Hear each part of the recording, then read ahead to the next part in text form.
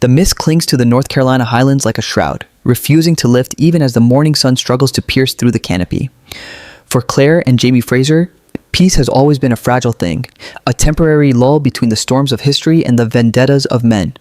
But as Jamie patrols the perimeter of Fraser's ridge, he finds a calling card that turns his blood to ice, a single, black-hearted coin resting atop a fresh grave. It's a mark everyone thought was buried at the bottom of the ocean years ago. The return of Stephen Bonnet isn't just a physical threat, it is a psychological haunting. Bonnet was the man who shattered their sense of safety, the thief of gems and souls who left a permanent scar on Brianna's heart. His survival defies logic, yet the evidence is undeniable. Rumors begin to swirl through the local taverns. Tales of a gentleman pirate who escaped the rising tide by the grace of a corrupt official and a hidden tunnel. But as the Frasers brace for a frontal assault, they fail to notice the subtle shift in the political winds. Bonnet is no longer just a rogue agent of chaos. He has become a pawn for a much larger, much more sophisticated predator. This isn't the work of a desperate man looking for gold. It's a calculated move to distract the ridge's defenders. While Jamie focuses his rage on the man who hurt his daughter, a sophisticated network of loyalists and shadowy figures from Claire's own future are beginning to tighten a noose around the backcountry. The suspense builds not from the jump scares of a monster in the woods, but from the realization that Bonnet is merely the doorbell ringing while the back of the house is being set on fire. Claire feels it in her bones, a medical anomaly appearing in the village, a sickness that doesn't belong to the 18th century. It's a sign that the real enemy has arrived, someone who understands the flow of time just as well as she does, and they are using Bonnet's resurrection as a smokescreen for a total, systematic takeover. The ridge is no longer a sanctuary. It's a chessboard, and the first piece has just been moved. As the fear of Bonnet's return spreads like wildfire through the ridge, a different kind of terror begins to take root within the walls of the infirmary. Claire Fraser has spent years blending her 20th century medical knowledge with the herbalism of the 1700s, but she suddenly finds herself facing a mystery that defies both eras. Patients are arriving with symptoms that don't match any known colonial fever. They are lethargic, their skin turning a translucent, sickly gray, and their pulses thumping with a mechanical, rhythmic irregularity. When Claire tries to treat them with her usual tinctures, the medicine seems to accelerate the decline.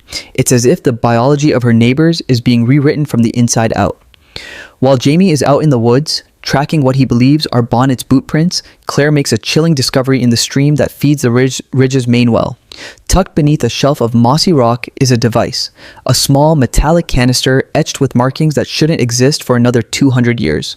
This isn't just a physical threat, it is a biotechnological assault. The realization hits her with the force of a physical blow. Stephen Bonnet isn't the one orchestrating this.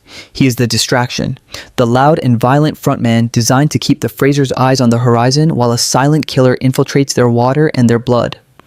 This new adversary doesn't want to steal jewels or kidnap family members.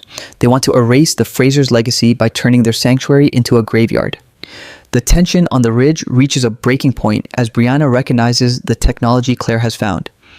It's advanced, even by the standards of the 1970s. This suggests that whoever is behind this didn't just stumble through the stones. They came prepared with a plan to colonize time itself. Every minute Jamie spends hunting the ghost of Bonnet is a minute lost in the fight against this invisible plague.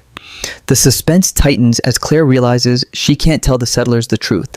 How do you explain a microscopic enemy to people who still believe in witches and wood sprites? She is forced to work in secret, watching her friends wither away while the man she loves chases a phantom. Meanwhile, in the shadows of the forest, Bonnet is watching. But he isn't the hunter, he's being watched too.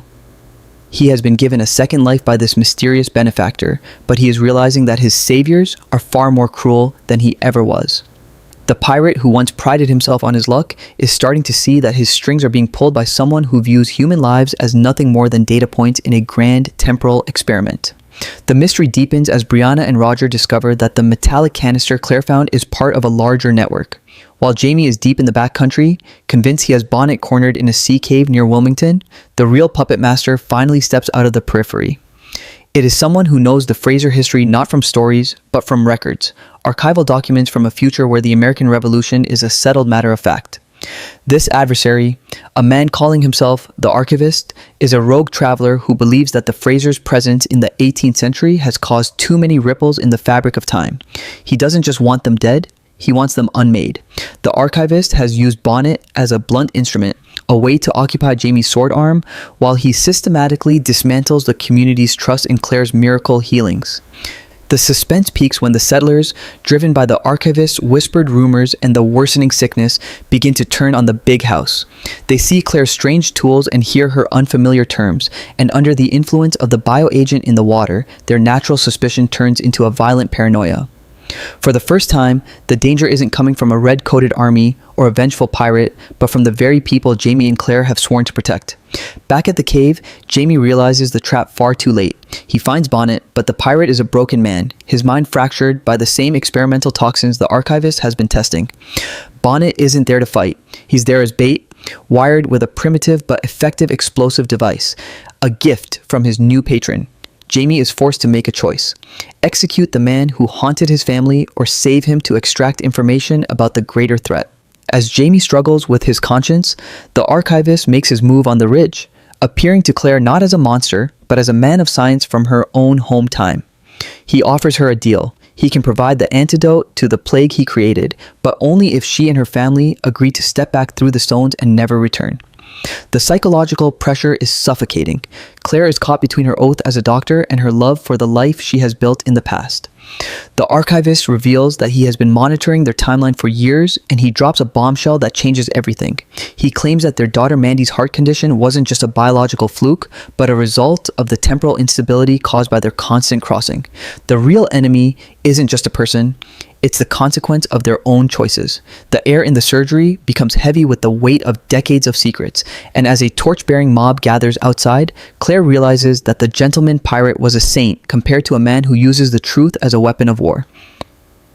The atmosphere at Fraser's Ridge has shifted from one of communal survival to a suffocating climate of betrayal. Outside the surgery, the flickering orange glow of torches casts long, dancing shadows against the walls, as men who once shared bread with Jamie now shout for Claire's blood. The archivist stands calmly in the center of the room, a chilling contrast to the chaos brewing outside. He represents a cold, calculated future, a man who has replaced morality with the pursuit of a perfect timeline. He continues to press Claire, showing her a digital device that displays the deteriorating health of the Ridge's children.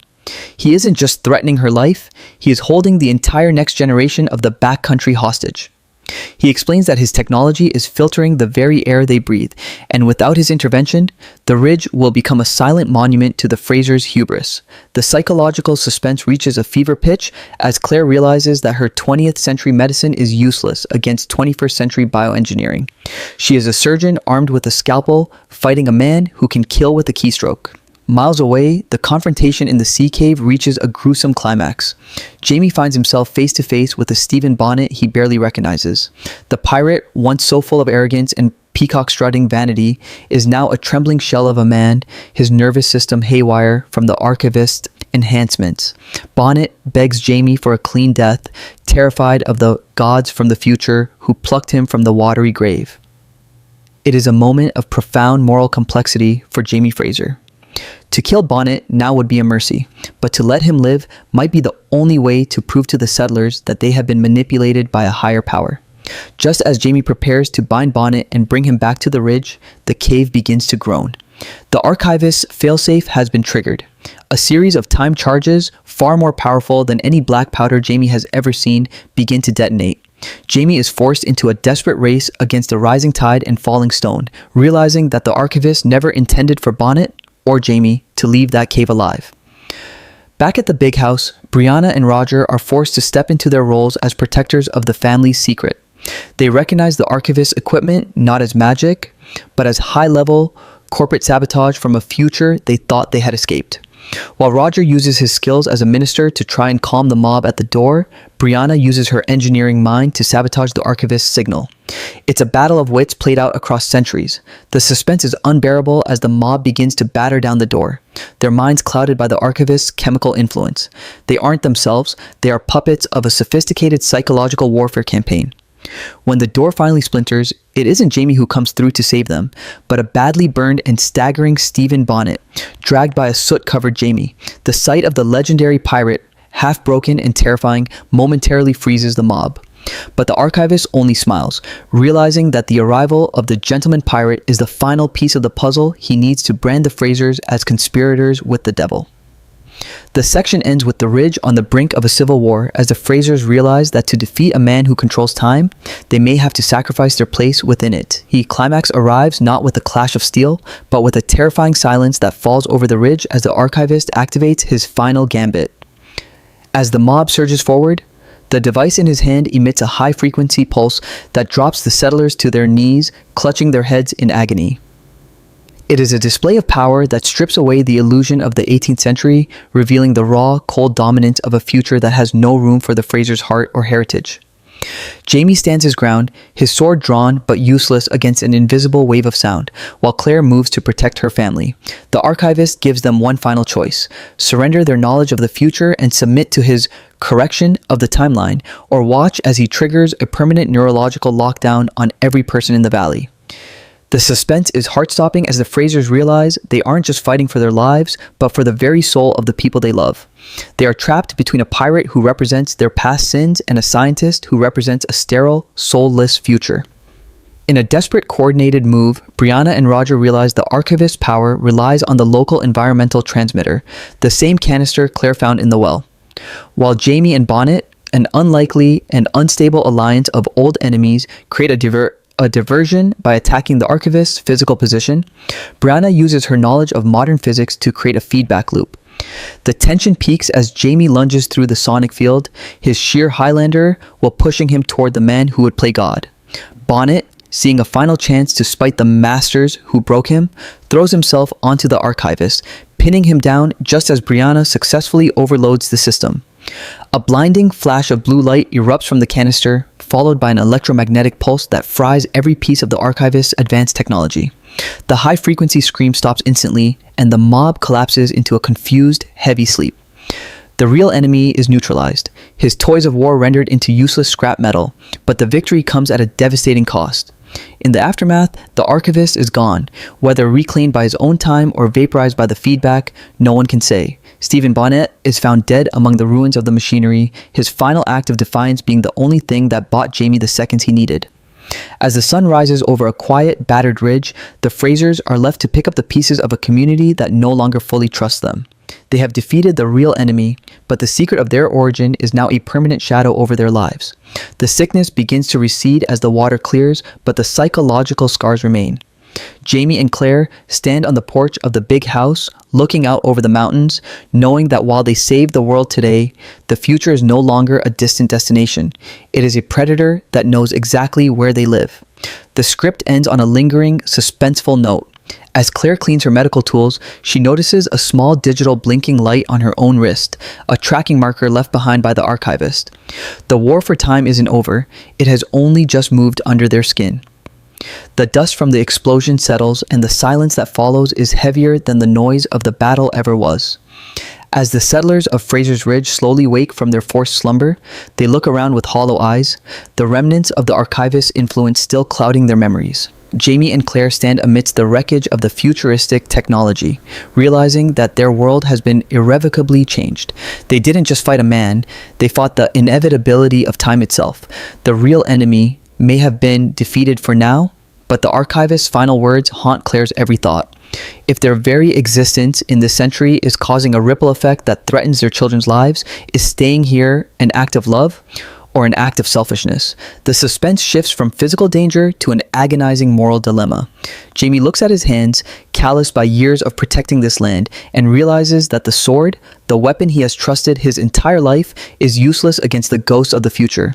The ridge begins a slow and painful recovery, but the atmosphere of trust is gone. Neighbors whisper when Claire passes, and the legend of Stephen Bonnet's final stand becomes a ghost story told to keep children away from the woods.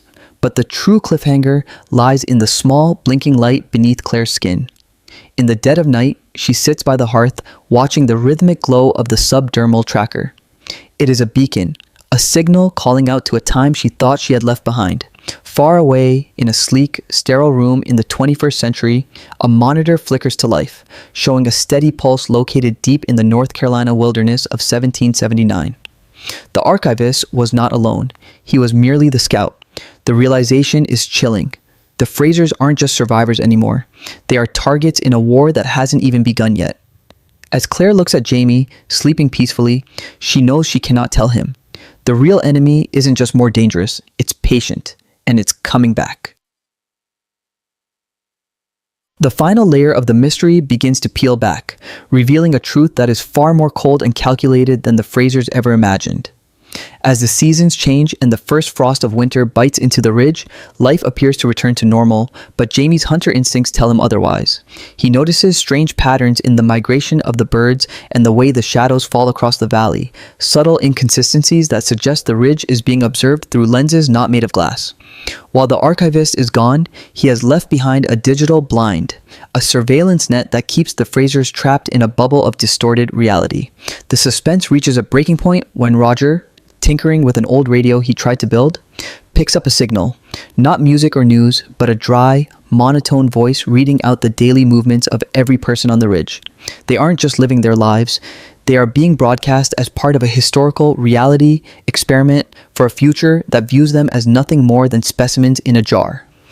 The realization that their every intimate moment, every secret conversation, and every battle has been recorded for the entertainment or study of a distant century is a violation deeper than any physical wound. Claire discovers that the sickness wasn't just a weapon, but a tagging process. The tracker under her skin is beginning to hum, vibrating at a frequency that only she can hear, a constant reminder that she is no longer a free woman of the 18th century.